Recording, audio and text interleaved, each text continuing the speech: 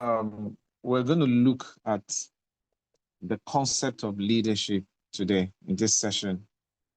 And basically, we'll just examine the fundamentals because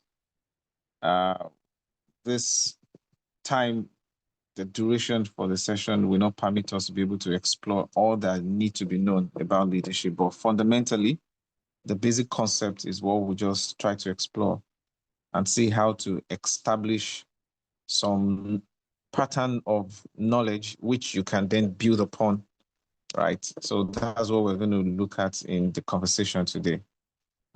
Leadership is very important because for you to excel in your pursuits, you need to define at a particular level what kind of leadership you align with.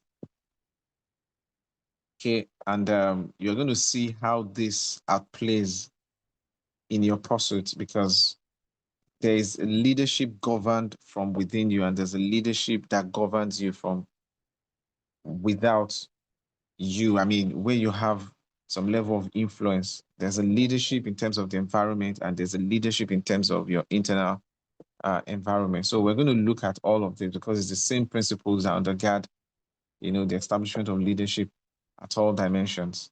So let's just quickly gloss over the principles and then few skill sets. How much I wish that we can extend for us to be able to talk about exhaustive skill sets, but we'll just look at maybe about 4 or 5 of them, taking cue from the previous sessions, then we'll be able to close out. But I was asking before we started the session to kind of like get our view on what we think leadership is. When you're defining leadership, you need to also understand what leadership is not, because we can easily accept what leadership is and then fail to realize what leadership is not. So maybe because I'm coming from the perspective of the other hand of the divide, which has to do with management. Okay, so many times when you see a profile that is inclined towards management, we tend to misconstrue it as leadership. So when I'm defining leadership, I always try to put leadership juxtapose it with the concept of management so that you will see what leadership is and what leadership is not. That's the easy way to understand leadership, not just to give it some kind of underlining definition. Okay, so starting from there, what exactly is leadership and what exactly is leadership not? So what I will say is leadership is not management. Okay, so what is management? Management is basically you doing things, performing things. I had opportunity to have led a lot of agile teams on projects at program level and also now on portfolio level. That's the highest level in project management, where you begin to lead projects that are not similar in character, in features, the same, I mean, that level of complexity, right? So I've led several teams to win, to achieve success. And what I keep telling my team members, even up to now, is the fact that as a leader, it's not my duty to perform the task. It's not my duty to get the job done. It's your duty as team members. Mine is to delegate. Mine is to assign responsibilities. Mine is to facilitate, coordinate, oversee. So when you hear some of these things, it begins to change your orientation. And you will see why this is very important for you to know ab initio before we begin to delve into some practical principles about leadership. Because once the orientation is warped, once the mindset is warped, then you never do leadership right. Okay, so leadership is not you doing the task or performing the task. That is what management means. Okay, so you see leadership focusing on the objectives, the reason why that task has to be done. Okay, that becomes the preoccupation of leadership. Whereas getting and doing the things that are subsumed in the objective of the project or the initiative or program, as it were, is what management is all about. Then leadership has to do with you taking a risk. And that's why I always tell people that as project leader, you're a risk taker. You're a risk taker. If you don't want to be a risk taker, then you cannot be a good leader. So that's one of the easy profile that you will see exemplified in a leader. Okay, is a risk taker. So you are always disposed to taking risk. And the kind of risk we are talking about here are reasonable risk, not just frivolous risk, not just unadversed risk. They are calculated, reasonable, logical risk that you want to take. Okay. Then leadership also has more to do with motivation, influencing, expediting, coordinating, facilitating, the process of doing task, whereas management has to do with everything that governs around getting the job done.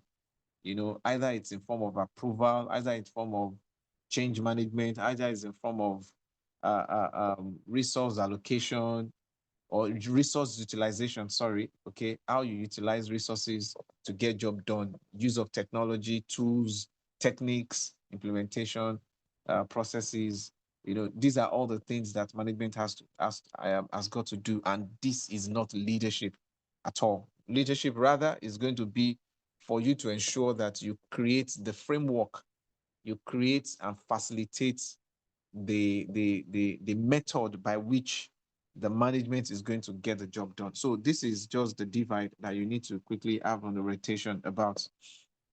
Okay, and what connect these two together for you to be able to have success? Because one alone is not sufficient. Leadership alone is not sufficient. If you understand this divide I just explained now, leadership alone is not sufficient for you to be able to achieve success. Leadership alone is not enough for you to be able to achieve your goals as you're pursuing. That's why you can't afford to work in silo. You can't afford to be a lone ranger. Remember, I mentioned it while I was talking about emotional intelligence, while I was talking about the process of team development, that you need a team, a winning team for that matter, an agile team, a self-organized team, who will become more like your destiny helpers, who are going to be your support group for you to be able to achieve your goals. And here they are the managers, okay? They are the management part of your pursuit, right? So putting the two together is what makes goals attainable, is what makes success realistic and achievable. So you need to be able to affirm that. And also the connecting bridge, or the connect between these two divides, right? What pulls both together is a strategic objective of your pursuits, the strategic objective of your goal, which simply means your purpose, which simply means your vision. So we're going to talk around these as well, so that it's not totally disconnecting your purpose or your vision away from your leadership. And you'll see when you're talking about failed leadership, why you would necessarily have that, in reality, why even when people are not mentioning it as failed leadership, is definitely an evidence or an appearance of failed leadership. Okay. So in summary, leadership is simply the ability, the capacity of an individual or a group of people. That's when you are looking at the community level, a group of people or an individual who has the capacity and the competence to inspire, to coordinate, to guide, to facilitate, and to influence other people. That's now on the side of management. Okay. Or you use other words, followers. Okay. Or the performers, the doers, the tax owners, to influence them in order for them to be able to achieve the shared goals or the shared objective, or to achieve the common purpose. So that is exactly what leadership means. Anything outside of this cannot be leadership. You can be thinking in direction of management. So just mere establishing this definition and this explanation of the two divides, you see that there are now other new concepts that are established. There are other new concepts that are subsumed, that are connected with this definition. Part of it has to do with authority, establishing authority.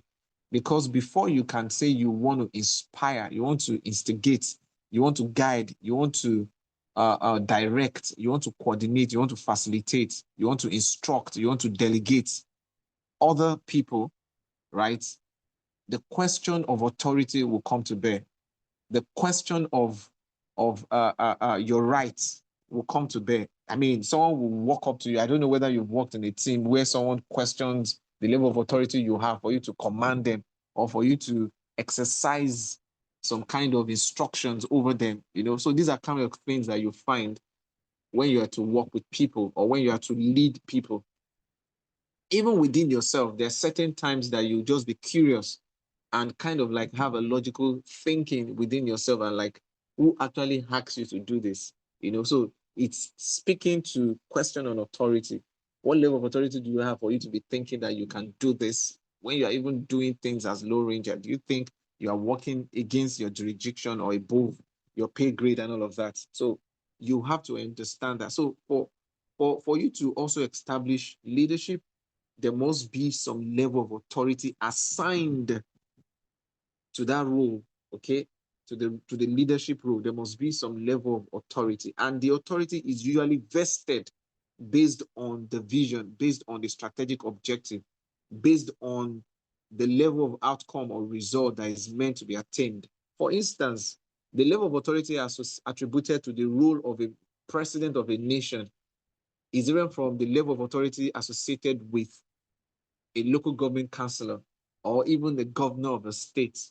Okay, is different from the level of authority that is associated with a university vice chancellor. It's different from the authority that is vested on a class captain or a class representative, right? So authority have different levels.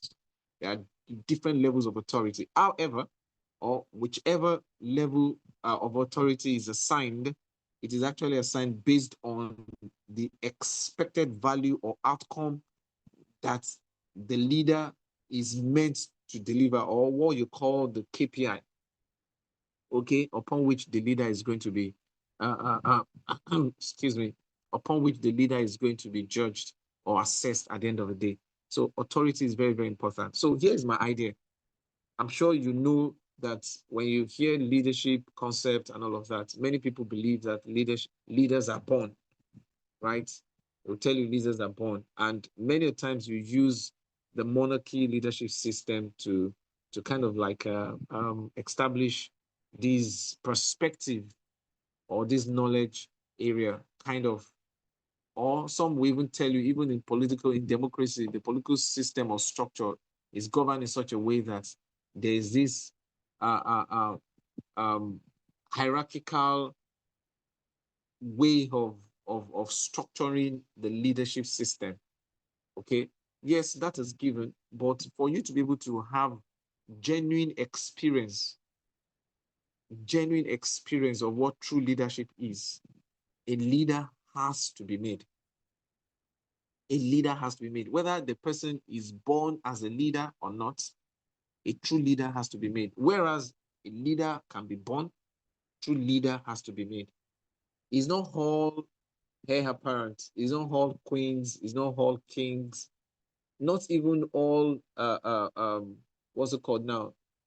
Assigned or appointed leader, because that's another way to look at those are born leaders. Not all of them are successful leaders.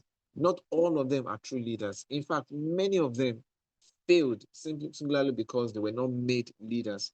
So here is my take, and here is the first principle I want to establish about leadership. Leaders who emerge successful are those that goes through the process of making.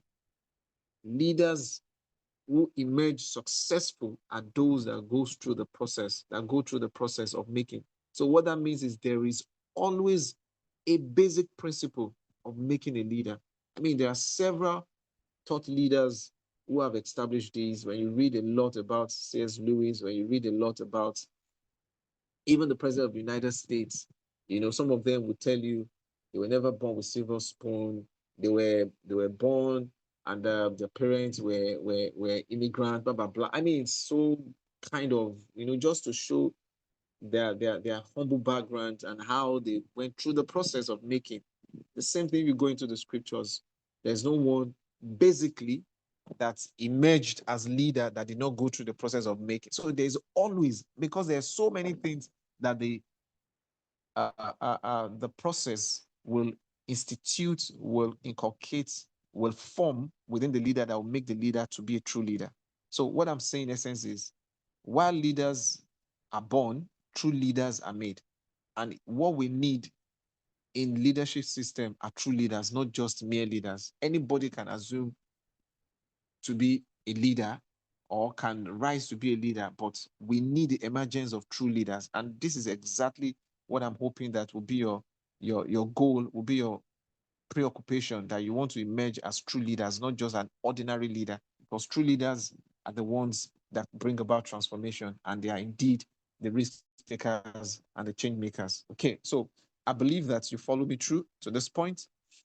So let's look at why it's important for you to pursue leadership. Because, I mean, some of us, maybe at this point in time, you just feel, oh, I'm not interested in leadership. Some, you even have opportunity for you to be appointed or for you to be assigned into roles. You shy away from it and all of that. Well, it's given because it might be part of your personality type. But the reason why you are going through the journey of growth is for you to embrace it, because assuming leadership role is also one of things that facilitates your growth. That's why we are talking about true leadership and why you need to emerge as true leadership. And remember what I said when I was talking about emotional intelligence, that there is no way you begin to operate at high EQ that you will not automatically transit into leadership roles or transit into exercising true leadership. Because at that point in time, you're already seeing with a broad high view, you are seeing from a higher pedestal. Okay, you're already helping people, you're already impacting through empathy, you're already impacting through higher skills of people management, right? So at that point in time, by default, okay, be given some level of authority, which nature in you. So that's why I mentioned that, just to further explain it to you, that you get to a point whereby you, sorry, my internet, please confirm if you can hear me and if you are with me at this point. You were going in and out, and then, okay, it's back. Okay. Yeah. Okay, but has my audio been fluent? Has it been consistent, or my audio also went off for a while? Maybe the past like 2 minutes, it's been glitchy, but it's Oh my God. Wow. Please, anytime I'm off, just let me know so that I'll be able to. The network is really messing up today. okay. But let's see how things pans out. So I was talking about the importance of you pursuing leadership as part of the skills that you need to acquire in this journey. Because when you begin to operate at a high level of emotional intelligence, automatically nature in itself will invest in you leadership role, because now you're operating with a high board view. You're seeing things from a higher pedestal. You're already impacting people using empathy, using other people management skills, right? So naturally, you are going to be given opportunity for you to be able to take a lead roles at certain level in different dimensions of your life. When you're beginning to exhibit certain skills at certain level, you'll be accorded the opportunity. By nature, you're going to be accorded the opportunity for you to be able to create more streams of impact and deliver more value. So this is what I'm talking about, that it should be part of your goal that you want to set for yourself, for you to be able to pursue leadership at a higher level, because this experience is also going to uplift you and give you a better vantage point view, in order for you to envision how much you want to achieve success and create some streams of value and delivery of impact and benefits. So what are the other established importance that we can attribute to leadership? Number one has to do with the shaping of culture. We live in an age and time that is being transformed and consistently being disrupted by technology. So cultural idiosyncrasies, inclinations, the way we know things within our cultural norms are changing. I mean, I don't want to mention several examples, things we all know. As people are moving from one location to the other, they are cross-culturally, engaging. There's a cultural rub-off.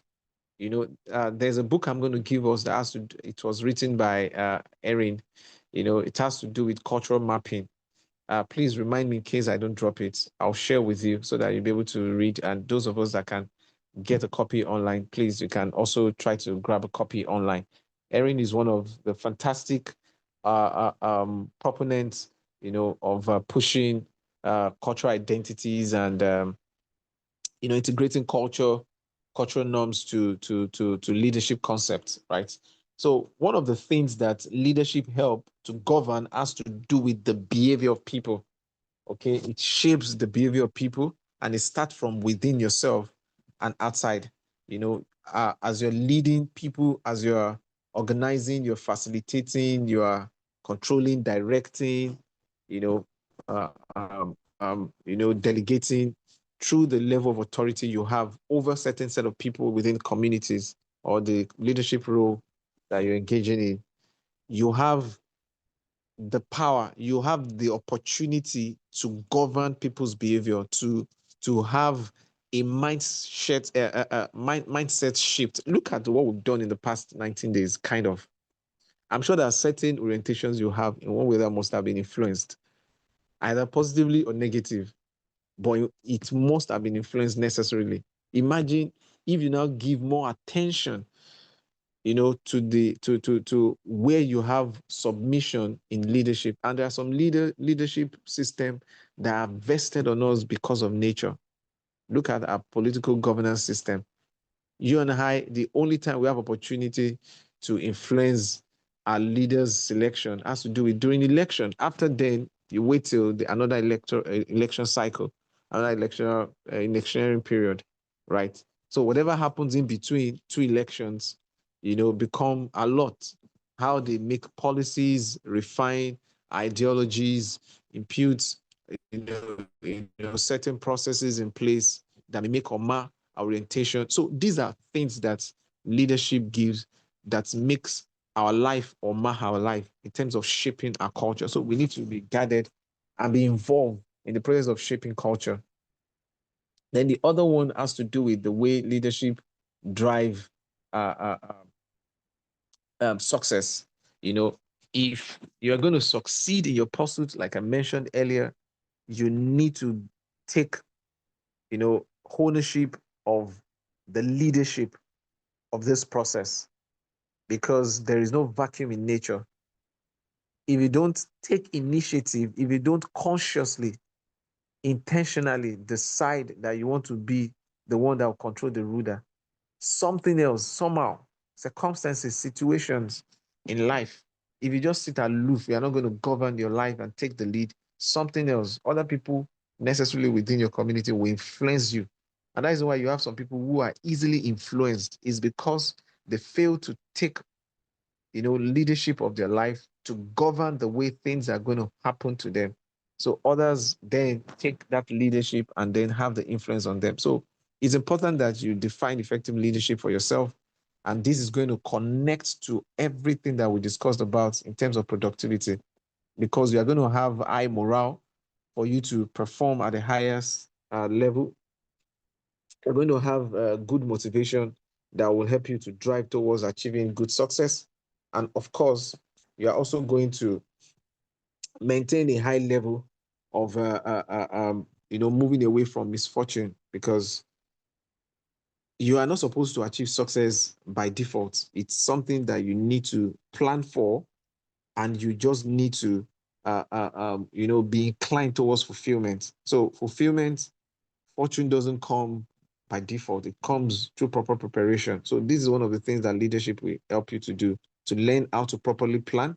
And you're not going to be a mediocre, okay? Because you're going to have a high morale. But poor leadership is going to result into you having low morale. Sometimes you even become indifferent.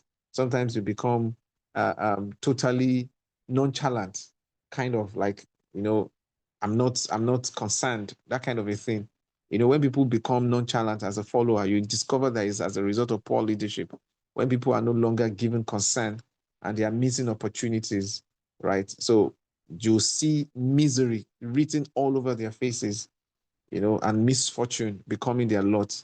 of course, it end up in unfulfillment. So you want to ensure that these are not going to be part of your journey or your experiences. So you need to ensure that you embrace leadership so that you can drive towards achieving real success, because that's going to be bring the real fulfillment. Also, leadership helps you to navigate through all challenges. Okay, as a leader, because you're going to be growing new skill sets and higher level of confidence, you will embrace every form of challenge that may come your way. Okay, it's just like when you have a captain who is directing the ship. Okay, sees the iceberg. Sometimes you even see, or even just even the pilot that is seated on the cockpit. The reason why they don't expose the cockpit to passengers, at that high altitude is just to ensure that people don't become they don't fizzle off, they don't freeze off by the time they see challenges. So many times there's this board high view that leaders have that sees challenges way ahead, and they are ready to defy all odds in order for them to navigate through challenges, with high confidence. This is one of the things that leadership is going to build in you.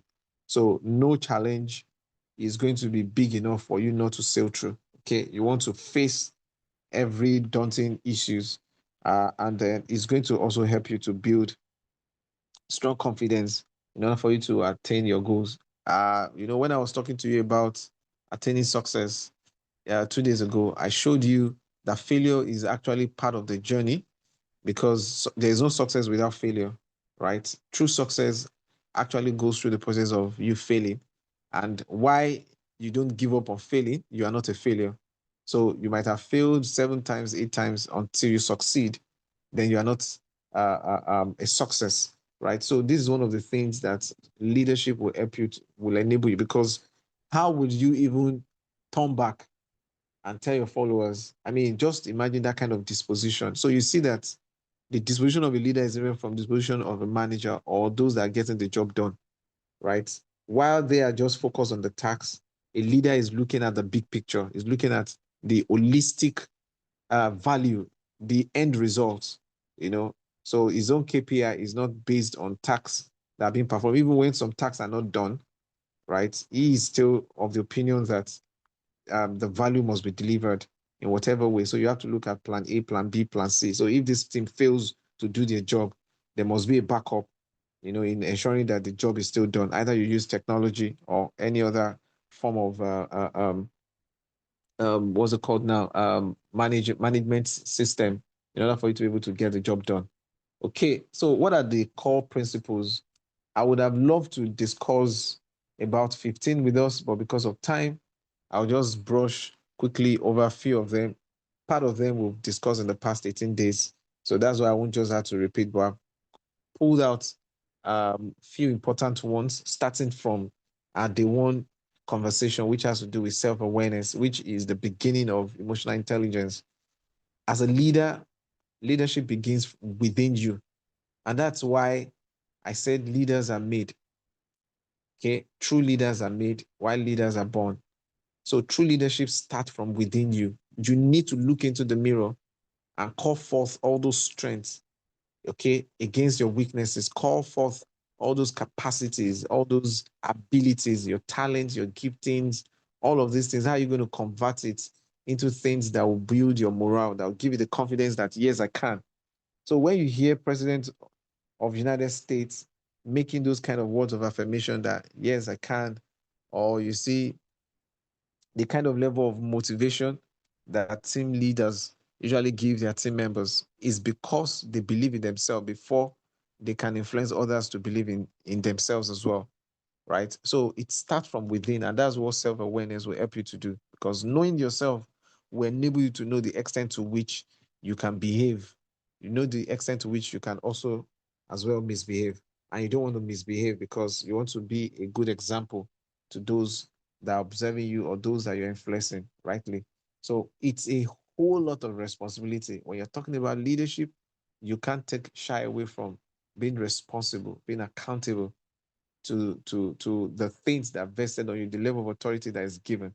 So it's important that you know yourself, and everything that we discussed on self-awareness, you need to practice. So I'm not going to waste time here. And while I move away from here, I just leave you with a quote by John C. Maxwell. He said, to lead others, you must first lead yourself. It goes that if you cannot govern yourself, it's impossible for you to successfully govern others. So you see all those leaders that are out there, either by appointment or by election, are just deceiving themselves if they try or attempt to lead others when they have not truly led themselves. And you can easily tell by mere appearance when you see a leader that is not leading himself because of his misdemeanor, his misfortune, his misery, okay, his misalignment with purpose. Some don't even have purpose. They are not purpose driven person. So if you're not purpose driven and you find yourself in leadership role, you will make mess of leadership. And of course, it's going to turn out to become poor leadership. So as you are making mess of your own life, you are also making mess of other people's life. So you see how important leadership is, that we don't just gross and put things under the carpet and think that we are unconcerned.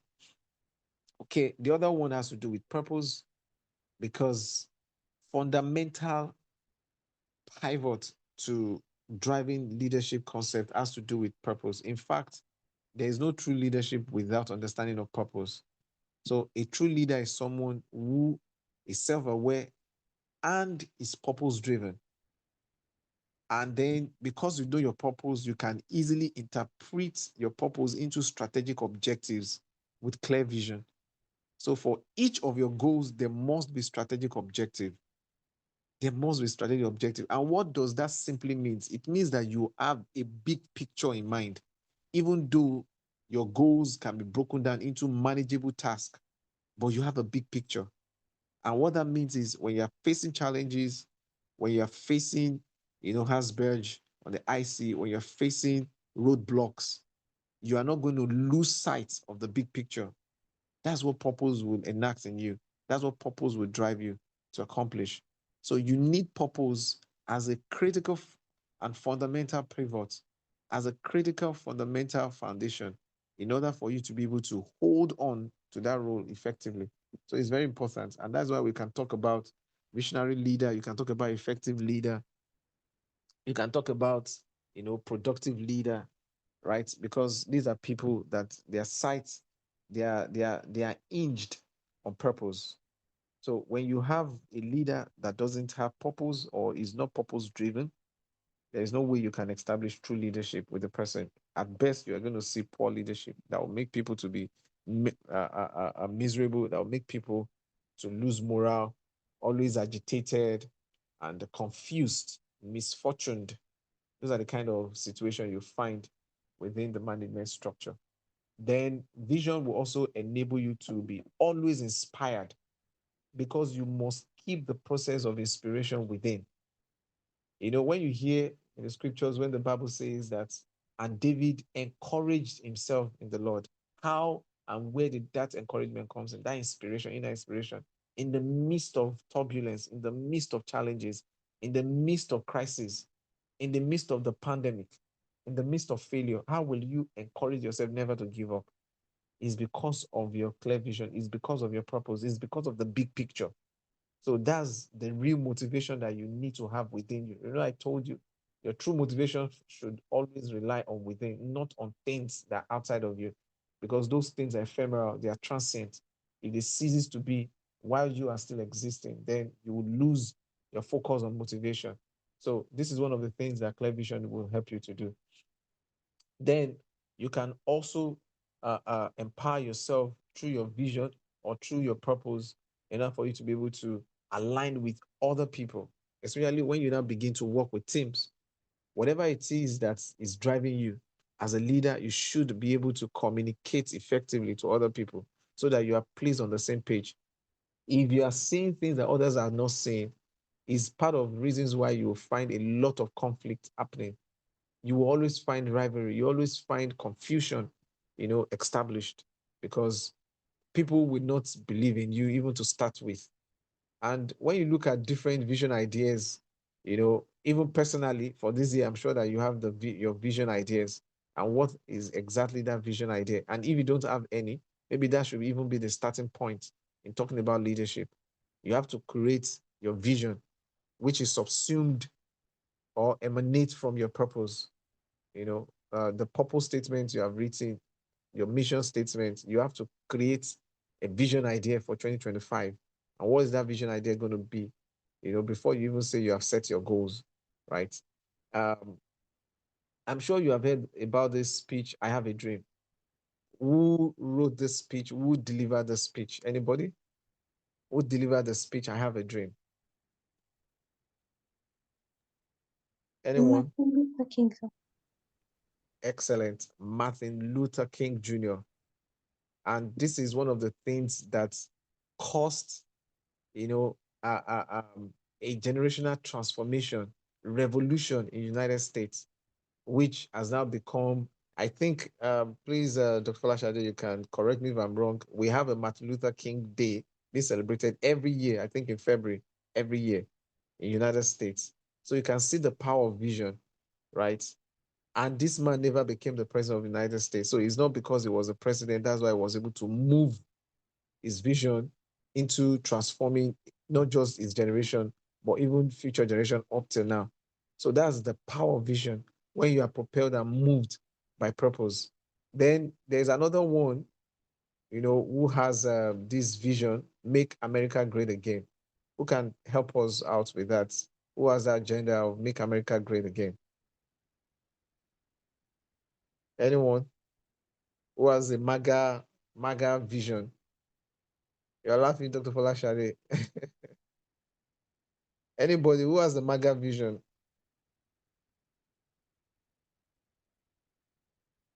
Okay, I mean, maybe because it's not our country. Let's come home then.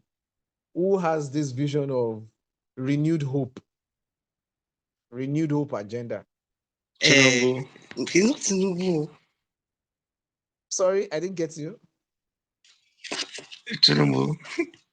Aha, you say Jagaban. Jagaban, So okay. that's exactly, yeah. So that's the vision. I mean, that's what is driving our country for the past almost 2 years now, and for the next 2 years to make a tenure in his presidency. That's the focus. That's the vision. So how purposeful this is now relies on us to know whether we're going to align with that and have it as a shared purpose in order for everybody to key into it and drive our own goals as well. So this is how big, when you're talking about vision and purpose in leadership, this is how big it is. It can be as simple as having them in form of an agenda that will resonate across board, right? And when where you don't find alignment, then it becomes the point of conflict, either within the team or generally among the entire management structure. Here, we are talking about management of a nation. We are talking about management of an organization. We are talking about management of your individual lives. If there is no alignment, right? So it's important that you understand that. That's why I just had to project it. So you have different vision. Even the companies you are working with, there's a vision of the founder. Okay, the organizations you are volunteering with, their visions of the founder. If you don't align with it, is the reason why there will be conflict. Trickling down from the top to the bottom, from management, leadership team, down to the management structure within the organization. So there's another aspect of these principles of leadership. I told you about 15, so I'm just picking a few of them just to punctuate and let you know that these are the things that are the fundamental principles that undergird leadership. Another important principle, which is more like another building block, has to do with integrity and ethics. I told you there are four uh, um, um, questions of life that must be answered. Any ideology that you want to align with, because the ideologies that are, are going to support your leadership style, your leadership system, your direction, your drive, there must be an ideology, there must be an inclination. So, what exactly is going to support or evidentially establish the truthfulness of that? Okay, it has to be the point of integrity and your ethics. And I said there are four questions of life that any of these ideology must respond to or must give meaning to, must answer. Number one has to be the question of origin, the question of meaning, the question of morality, and your question of destiny. So one of them is what this principle is all about, and that's the question of morality. It's not everybody that has moral sense of judgment. When you're talking about ethical value, when you're talking about integrity, when you're talking about honesty, We are talking about trust. Remember, we talked about building trust. We are talking about accountability. We are talking about the sense of making right judgments and making right decisions. Not everybody has this as a discipline. Not everybody has this as a matter of personal control. Not everybody has it even as part of their personal values, which they align with. So for you to move in the direction of true leadership, to emerge as true leaders, you must embrace morality. You must embrace morality. You must answer that question and establish what your core values are, your core beliefs, and your true value systems are. Okay, so this is what is very, very important. And when you see leaders failing, is because they don't have good sense of morality. I mean, why will a leader be embezzling public funds? Why will a leader be stealing? Why will a leader lack empathy? Why will a leader lack trustworthiness, right? Is because of lack of morality. So these are part of the things. And of course, a leader that is not subject to accountability, that is not responsible enough, is simply because he or she lacks integrity and lacks ethics. And usually, once they step out of their leadership role, they are usually waylaid and chased after by law enforcement. Here in Nigeria, you have them as a economic, financial, um, corruption, crime and corruption agencies and all of our EFCC. They chase after them. You also have ICPC, and of course the other law enforcement agencies who goes after those that misuse their leadership positions and authority. So you don't want to find yourself in that. So here is one of what C.S. Lewis said in one of his books, which I had to pull out.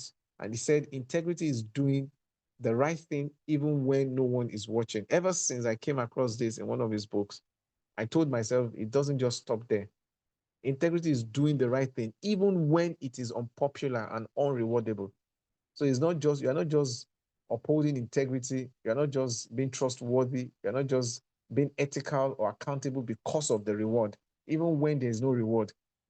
It's not just because of visibility, even when nobody is seeing you, right? Even when it doesn't have a tangible value associated with it, you are still upholding integrity, right? So integrity must be a personnel, it must be part of your life. That's what I believe. And it's something that you need to also embrace. Then the other one is that's another principle, has to do with effective communication. I'm not going to gloss too much about this, but what I didn't mention to you when we discussed about effective communication has to do with the 7 principles of effective communication. We call them 7 C's. So that's what I will just amplify for you, which you need to understand, the 7 C's in effective communication. The first one talks about clarity. The second one talks about the conciseness of your communication, your message. You don't need to talk too much, but what is the importance of the message and the imports of your communication? Then the correctness of your message, the concreteness of your message, the coherence of your message.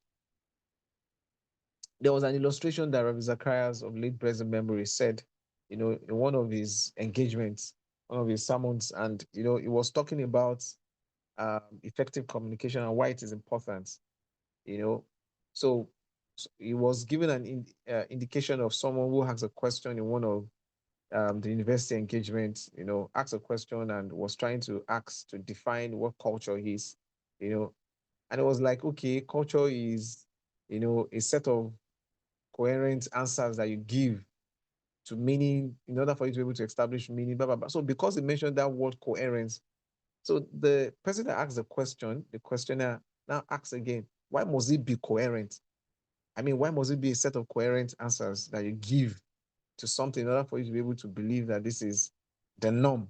This is the logic, right? You know what he said? He said, should I also question the coherence of your own question as well? That for me is very, very funny, right? So sometimes you need to think deep. This applies to those that are very sanguine. Speaks a lot because many times you talk without thinking twice. So sometimes for you to be able to establish coherence, you need to let your words be few, which is concise. Both, you need to logically process whatever it is that you want to say. Sometimes with technology, you can even use AI to enable you, help you in having a coherent thinking before you communicate. That's one of the essential part of communication. Then, of course, your communication must be complete. I mentioned and emphasized this. If communication is not complete, in terms of getting feedbacks, that's the point of completion in communication. If you don't get a feedback, then that means that the communication is not 100%. And then the communication must be courteous because of ethics, because of your ethical values, because of your value system. You don't want to disrespect people. Sometimes we are thrown aboard.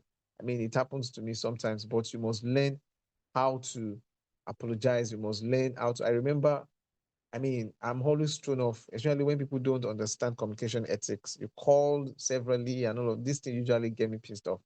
So there was an incident that happened like that, and by the time I was responding to the person, having sent me several messages repeatedly on the same call, I'm like, is it that this person's phone is bad? That this message had to keep coming repeatedly and all of that.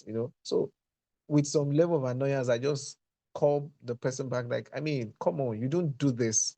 Because not only that the person, I mean, sometimes when you are conversing with people who are highly culturally inclined and, all these kind of, there's a form of respect, they are called, blah, blah, blah. It was not like, and he pushed it back to me that, are you sure you are from this area in Nigeria, blah, blah, blah. I said, sorry, I'm not even fully blooded Nigerian and all of that. So I don't even really need to understand what you're saying. So I just turned it to some kind of stuff just to try to kind of like calm my nerves. Eventually, I had to now think again over it. Like I could have said this in a better way. And that's what courtesy means. Courtesy is you saying the right thing in the right way and in the right manner. Okay. So the right choice of words, because in our local parlance, they say patience as both male and female gender, if you understand what I mean. So sometimes you need to calm down your nerves before you communicate. So calmness, is a good feature of effective communication, which you need to learn. So these are part of the things that true leaders need to learn. And sometimes silence might even be the best courtesy that you can offer in communication. So this is very, very important and you need to learn. And of course, there's no way we'll do justice to talking about leadership without emphasizing on emotional intelligence, which encapsulates every of this. In fact, leadership is about 85 to 90% EQ. 85, it has nothing to do with, to a large extent, nothing to do with technical abilities, but more to do with people management skill. Is not, don't forget where we started from, defining leadership and management, because you're not the one doing. So you may not necessarily need. So when people bring up those arguments that, okay, why must you be this and that before you can head here and that, you must, as much as I accept that it's a leverage, is an additional advantage. If, for instance, you put a medical doctor to head uh, um, Ministry of Ministry of Health, for instance, I mean, it's okay because, I mean, it's an advantage. But in a case where that is not possible, it is not misgiven, it is not out of place. It's supposed to be unquestionable. If you have someone who has a very high EQ and good people management skill, who can facilitate, direct, control, manage the behavior of the technical people who are going to perform the tasks within the ministry, to oversee and direct that ministry, is given. And that is why when you hear that there had been, I've forgotten the name of the United States president who was incapacitated for many years on a wheelchair, I was able to lead the country. So I'm saying this so that you will not limit the scope at which you want to pursue leadership.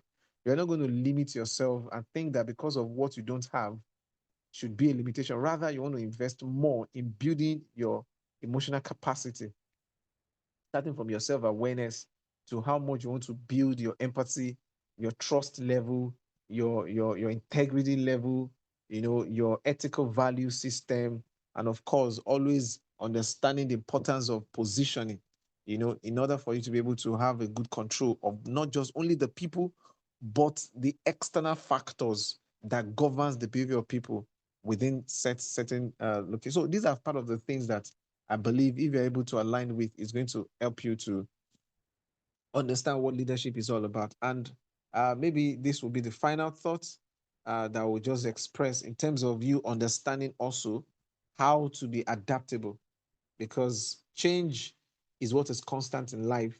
So you need to continue to learn adaptable skills. Adaptability is very, very important. As a leader, if you are so fixed to the old ways of doing things, like I'm currently working on a project where I mean, these two funny white guys are retired. They are in their late 80s. No, sorry, early 80s. And I don't know why the company just brought them down to come and, enjoy their retirement here in Nigeria, wiping away, in foreign currencies. And they keep making jest of us. And I don't blame them. So one of them keep telling us, oh, they are trying to restore back, the whole culture of the organization. I'm like, are you kidding me? Right? Things have changed between when you think you were driving those cultural value systems and now the culture of 30 years ago, 35, 40 years ago in practice, even from the culture of now, where there's disruption with technology, there's generational gap, even in understanding what culture really is and all of that. So they don't understand. So you have to have these open hearts in embracing newness. Of course, I'm not talking about newness that will drive you towards compromise, but newness that will expose you to learning new ways of doing things without compromise. So that is what adaptability skills is going to give you as a leader. You are open to learning new things because it's about a lifelong journey. You are also open to receiving constructive criticism. So all of these things are adaptable skills, and you are of course also willing to expose yourself to technological knowledge so that you don't put yourself on analog run or analog system that will continue to give some set of failures to whatever it is that you're trying to direct. Imagine someone who doesn't understand the nature and the complexity, the volatility, the ambiguity of what we are doing in this current time and age of technology and wants to lead people. I mean, I can imagine the kind of frustration we had when it was Buhari's regime. I mean, people will even say, oh, this guy is too slow, Baba go slow, and all of that. There was no nickname they didn't give him because it was just too disconnected from reality of people, right? And eventually took us almost back to the Stone Age where the country has to almost reset itself. We don't want to experience that kind of a thing again in leadership. That's why we need a forward-thinking leader who has an open heart, regardless of the age, because learning, as we learned yesterday, is not does not take into cognizance age. That's why I gave you the indication of the disposition of a former president of the United States who is now in his 80s, you know, as at the time he was about 65 or 67 thereabouts. He made that statement, when he was interviewed, about his commitment to lifelong journey. And when he was asked what exactly is the most important thing he would ever think he has learned in life, he said it's about him not giving up on learning, continue learning, is the most important thing he has learned. The need for you to continue to learn. So we need those kind of leaders, and you are those kind of leaders, that need to emerge in order for you to be able to put this into practice. So I'm going to stop here. There are so many other things, but I believe with engagement, when you bring up, some of the challenges, how can you explore opportunities in leadership? How do you hone, HON? How do you hone your skills? That will translate into you seizing opportunity is also very important because opportunities are bound, for leadership. How do you, cite opportunities and then seize those opportunities with respect to your purpose? Because not all that glitter is gold. It's not all opportunities that are true opportunities for you, but the ones that strictly align with your purpose are the ones that will channel your energy, your direction, your resources towards you attaining your goal eventually and establishing success. So I'm going to stop here. Now open the session hub for contribution, for question, and of course, for any deduction that you might want to make in some of the principles I've shared with you. Thank you.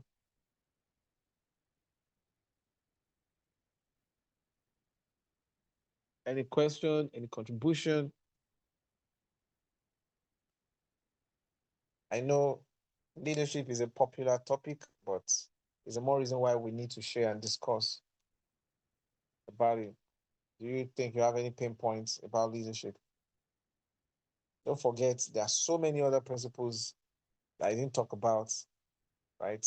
So, but these few ones, I just pulled them out for you to be able to understand that if you don't have any of these skills, there are things you need to put as part of your projection, as part of your goals in acquiring, in order for you to emerge as true leaders. Any question? Can unmute.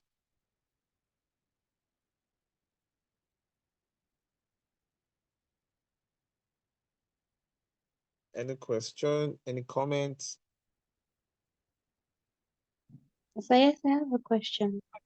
Yeah, please.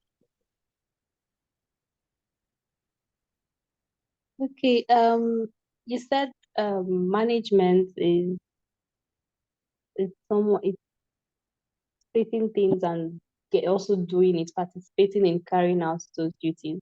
But leadership is more of strategy, strategizing, and all of that.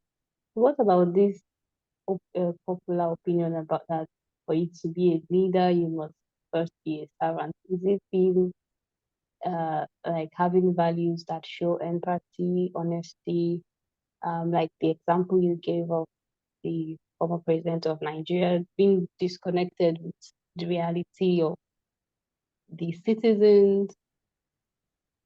How do you explain these uh, scenarios or Okay. cases?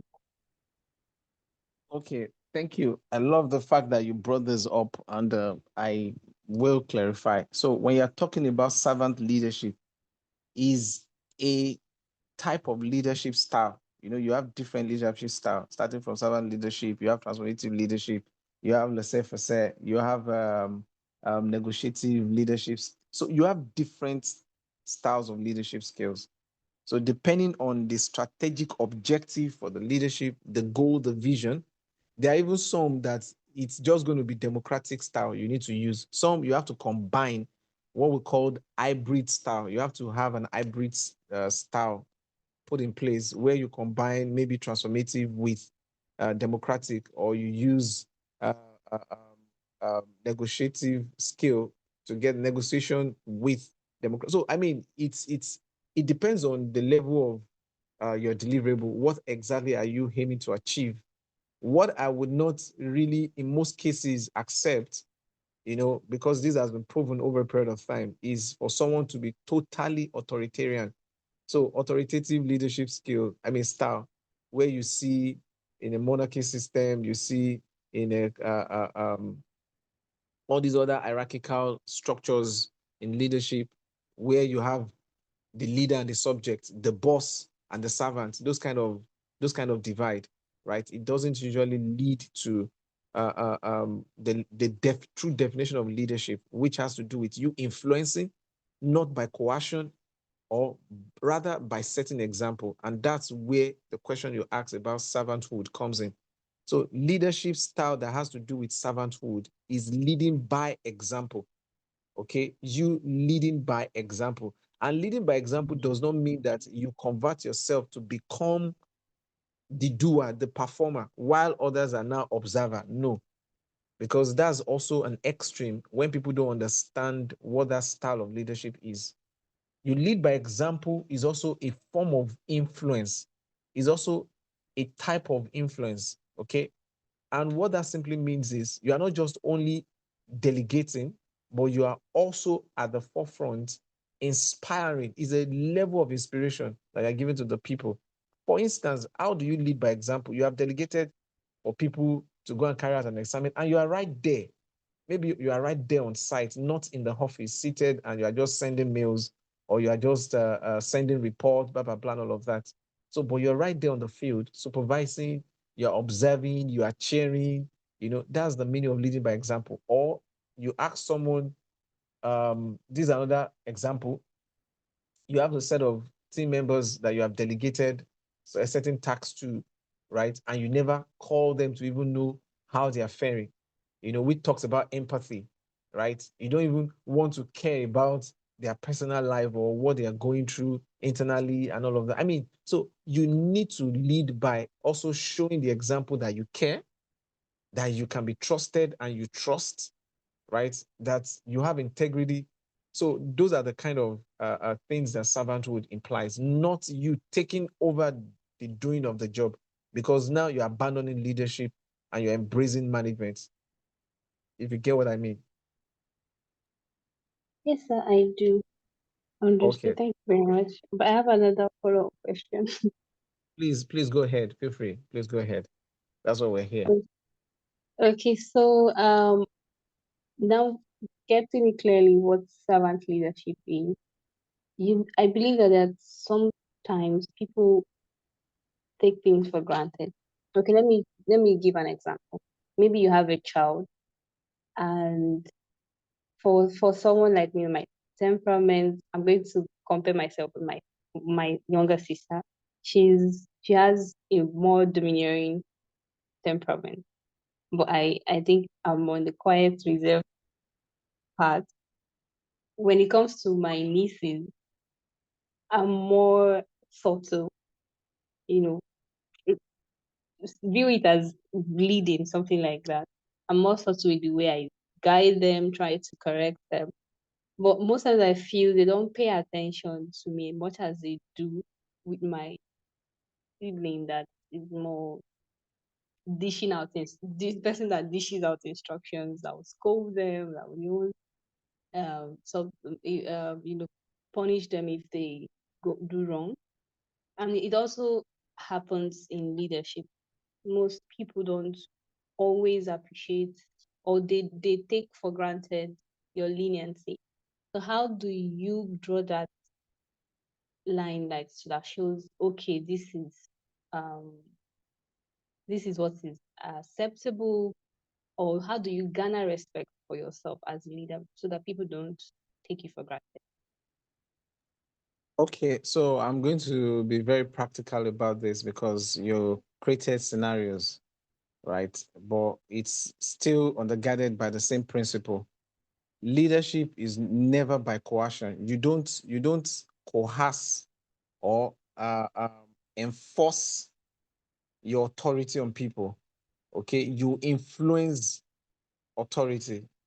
The best form of leadership, or the best way to go about leadership, is through influence, is through inspiration. And there are several innovative and creative ways by which you can exhibit, inspiration and of course influence. Okay. Number one, you need to understand yourself. And that's why I said everything starts by self-awareness. Then number two, you need to understand the other person or the other parties. Now, a group of people, sometimes another way to understand people is not even by questioning them, because depending on people's personality type, some people will never open up. Okay. So how do you conduct that? If it's in a team, you can easily conduct, team sessions where you will, put out forms or do surveys, blah, blah, blah. I mean, you can be creative. All you need is you need an information that will enable you to make informed decisions, right? In order to know how to interact or engage the person, and possibly even put some kind of empty space there for like other comment or whatever, so that the person can find a way, whatever the person cannot say physically can write down.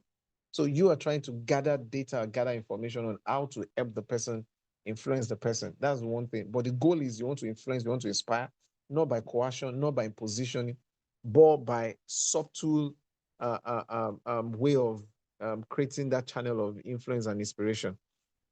Now, if you encounter someone who is now unduly domineering, okay, there is a way to calm the person down. Number one, you look at the divide. What level of authority does the person have, and what level of authority do you have? Is there a way for you to match? If the person has more authority than you, like if the person is your boss, the person will necessarily be authoritative, like will be a commander. Do this, you don't do this, that kind of a thing. So you know that kind of personality type, and you put such a person in his or her place. And what you would do naturally to kind of like calm the person down is you will take initiative. You will be proactive, right? You have to be proactive. You have to have IEQ in such a way that you preempt, because these people they are easily predictable. You can preempt actions. So before the person commands or give instructions, you have preemptively acted in such a way that the person will now begin to develop some level of confidence in you. Because once trust is established between both of you, then you can now get to the point whereby you can influence the person, because your target should be how to influence the person, not how to change the person, because you are not the one that will change the person. It's going to go through the process of also becoming self-aware. If the person does not self-aware, it will be difficult to say you want to, because you can't change the person by coercion. So, but to help yourself so that conflict does not ensue, you need to proactively help the person in such a way that the person don't always show that negative, the weakness or the negative way of establishing leadership and authority or exercising authority. So that's how you help. Then the other way around is, if you are the one that has a high authority, you don't take advantage of the person's weakness, because it's a weakness. It's a weakness in relationship. So you don't take the advantage of that. What you just need to look at is, what is the shared goal? What exactly is the purpose? Focus on that. Okay, you focus on that, and always keep the person a reminder that this is the mutual goal, this is the mutual benefits. And I bet it with you, in most conversation, when that is established, you are focusing not on this weakness, but on the shared goal, on the purpose, the mutuality. The person will always kind of like withdraw. The person will always concede, not because you want to say, oh, I'm the winner, he's the loser or she's the loser. No, it's just for you to be able to ensure that the focus remain on the shared goal, the focus remain on the attainment of success, because that singular action or the disposition of the other person can become a threat to you accomplishing your goal and purpose. So that's how you will help out of the situation. I don't know if this answers the question, or if there's another person that feels has a better perspective to respond to this. Does that help, Favor? Yes, I do. Thank you. Okay, okay. So, because time is fast spent, we need to shut down now. Utsman, you want to say something? Yes, sir. Yes, sir. I don't know. Maybe I Yeah, just please. need to do. Yeah, please go ahead. Okay, sir. I don't know how can someone when you talked about integrity. So please, how can someone when you are working under someone and the person is raising lies and it's not always straightforward. Sometimes it's trying to like maneuver things which is not so. How can someone navigate under such a person? Okay, imagine you have a leader or you have a boss or a team lead that you're working or you're reporting to, and the person is a liar. So how do you work with the person? Again, it's the same principle. Okay, you now know the right way to live, which has to do with ethics, because this is an ethical issue. Okay, lack of trust, not having integrity, all these things are ethical issues. So you don't need to, I mean, and it's a weakness. So how you will address someone's weakness is a perspective you need to have. Do you take advantage of the person's weakness, or you maximize the person's strength and help the person with the weakness? Not because you want to cover the person's, but there are ways by which you empathically, navigate through the situation. I'll give you a very good scenario. I mean, a very good example. Imagine the person give a job and the person mismanage maybe the project funds or something, and lied against it, and even indict you in the process, and like, but you know about it. Whereas it's a big lie. I mean, he didn't share the proceeds with anybody. Rather, instead of him to retire the funds back to the company, took it to himself and lied, that it's everybody in the team that is aware about it. How do you deal with this? It takes a high emotional intelligence. The first thing you imagine is, do you just escalate and report back to the organization? Yes, I mean, I imagine if you are doing project management exam, this is the kind of question, scenario-based question they will ask you. Are you just going to respond straight away, but you have to follow the pattern of ethical value system, right? Do you escalate directly? In some instances, absolutely yes, depending on the level at which the case is being handled. If it's something that had already been, I mean, for instance, if it's under investigation, police are involved, management staff are involved, they're already interrogating people, blah, blah, blah, and you have this information at hand, you have to definitely escalate it. But if it's still within the team that you're having this conversation, right? You need to, there's something in conflict resolution, which I mentioned to you, actually. You have to start from the two parties, okay, before you move and escalate it, except if it's a high risk. Maybe it's a high risk in terms of risk management, then you can quickly escalate. But if not, you have to, it's like a score that you need to settle between the two parties, that yourself and him, and let him realize why. Some people will not even hold up to their lie. In the process of even accepting the lie, they will lie again.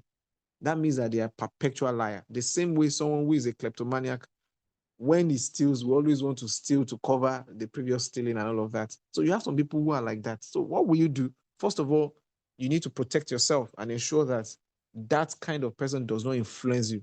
Because if you are not careful, you can also be influenced to become a liar, because you want to help the person empathically and you think the way to help the person is to lie. No, you have to protect yourself by ensuring that you uphold your integrity and your ethical value.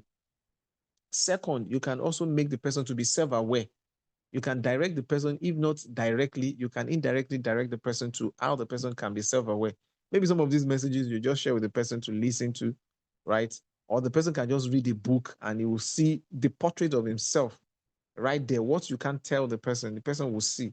And right there, the person can start taking, because everybody has this sixth sense that just need to be triggered in order for the person to switch into the known self, right? So you are trying to show the unknown self or trying to help with the blind self for the person to now get to the point of known self.